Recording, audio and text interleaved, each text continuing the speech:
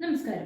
പുടിന്റെ ആയുധം കണ്ട് ഞെട്ടിത്തരിച്ചിരിക്കുകയാണ് നാറ്റോ സഖ്യകക്ഷികൾ എല്ലാവരും തന്നെ. ചൈനയും റഷ്യയും എന്തോ വലുത് പദ്ധതി ഇടുന്നുണ്ട് എന്ന ഞെട്ടലിൽ നിന്നും അവരാരും ഇതുവരെ മുക്തി നേടിയിട്ടില്ല. അതെ, ആർട്ടിഫിഷ്യൽ ഇന്റലിജൻസ് കൂടുതൽ വികസിപ്പിക്കുന്നതിന് ചൈനയുമായി സഹകരിക്കാൻ റഷ്യൻ പ്രസിഡന്റ് വ്ളാഡിമിർ പുടിൻ ഒരുങ്ങുന്നു എന്ന വാർത്ത പുറത്തു വന്നതോടെ സമാധാനം കിട്ടാതെ പരക്കം പായുകയാണ് ഉക്രൈനും അവർക്ക് നേതൃത്വം നൽകുന്ന നാറ്റോയും. ഇതിനായി രാജ്യത്തെ സർക്കാരിനോടും ഏറ്റവും വലിയ ബാങ്കും ടെക് ഇന്നോവേറ്ററുമായ സ്ബെർബാങ്കിനോടും പുടിൻ നിർദ്ദേശങ്ങൾ നൽകിയതായ വിവരങ്ങളാണ് പുറത്തു വന്നിരിക്കുന്നത്. ഡിസംബറിൽ നടന്ന പ്രമേയ കോൺഫറൻസിന് ശേഷമാണ് ഇത് സംബന്ധിച്ച് നിർദ്ദേശങ്ങൾ പുടിൻ പുറപ്പെടുവിച്ചത്. പ്രധാനമന്ത്രി മിഖായിൽ മിഷുസ്റ്റിനെയും സ്ബെർബാങ്ക് സിഇഒ ഹെർമൻ ഗ്രെഫിനെയുമാണ് ഇതിനായി പുടിൻ ചുമതലപ്പെടുത്തിയത്.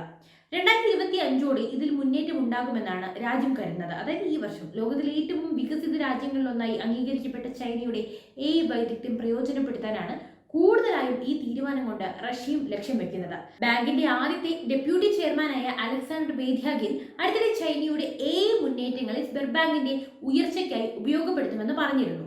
സമീപ വർഷങ്ങളിലൊക്കെ തന്നെ റഷ്യ തങ്ങളുടെ സൈനിക മേഖലകളിലടക്കം ആർട്ടിഫിഷ്യൽ ഇന്റലിജൻസ് ഉപയോഗപ്പെടുത്തിയതിൽ കാര്യമായ മുന്നേറ്റം നടത്തിയിട്ടുണ്ട്.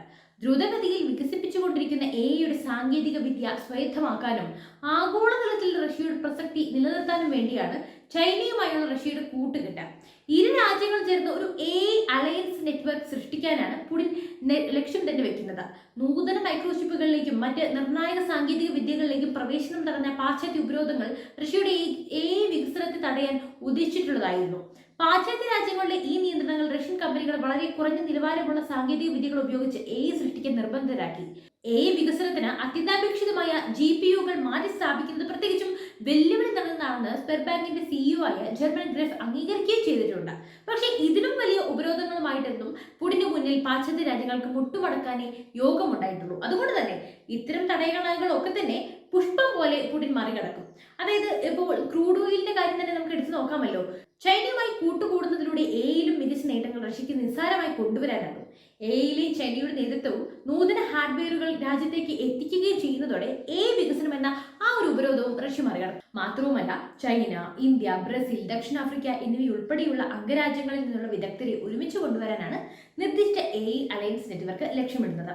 ഈ സംരംഭം റഷ്യയെ പാശ്ചാത്യ സാങ്കേതിക വിദ്യ അതിവേഗം സ്വായത്തമാക്കാനും ഗവേഷണത്തിൽ പുരോഗതി കൈവരിക്കാനും ഒക്കെ പ്രതീക്ഷിക്കുന്നു.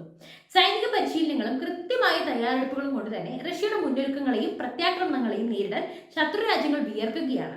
അതിനിടയിൽ സാങ്കേതിക വിദ്യ കൂടി റഷ്യ സൈനിക പടയൊരുക്കങ്ങളിൽ കൊണ്ടുവന്നാൽ പിന്നെ എന്ത് പറയാനാണല്ലേ.